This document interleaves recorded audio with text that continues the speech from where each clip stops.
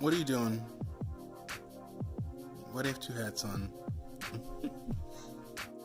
This is my life right now.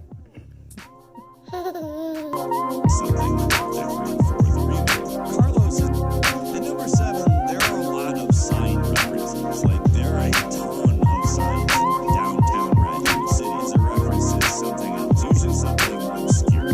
Hey, here's what I'm talking about. We knew we weren't the only ones.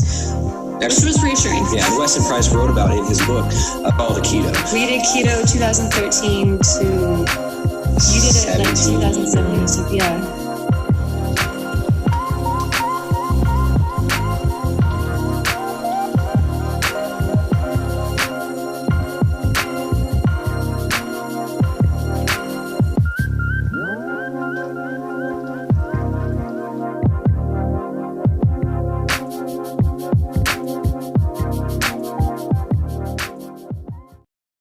We want to thank you for turning folks in and making sure we are all safe. People are allowed to leave the house. It's randomly checking on who is outside and why. A lot of people are kind of almost looking at China with envy, saying, wow, I guess authoritarianism kind of works.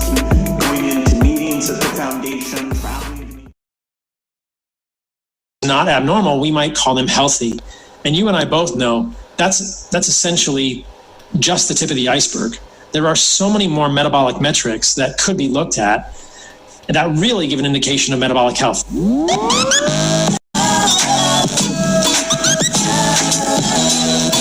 Welcome to the Fundamental Health Podcast. It is out and available, thecarnivorecodebook.com. Check it out. So many of the concepts that I discuss in this week's podcast are also detailed in my book, The Carnivore Code. We talk about insulin resistance in that book and in this podcast. We also talk about lipids in this podcast and so many of the nuances regarding why LDL might not be as that are overloaded with people in metropolitan areas, and the social distancing is weighing on all of us, and the economic implications of all of this are weighing on all of us, and I don't think anyone really knows how to best move forward at this time, but we surely send our love and prayers and all of our support and deep gratitude to all of the health, and they are really leading the way with what I believe are the best blue blocking glasses out there.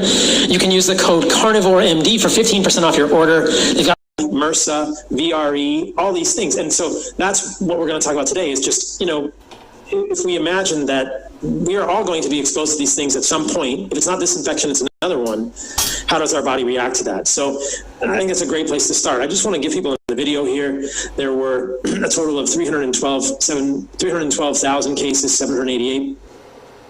And there were 34,592 new cases. I think the number most people are looking at is this death toll and the question of how quickly the deaths will double. There was a lot of concern about the doubling rate of the deaths and that it was going to be 2 to 3 days. But at least the way we're trending now, on the 31st of March, there were 4. Accesses the ACE2 receptor on the cell.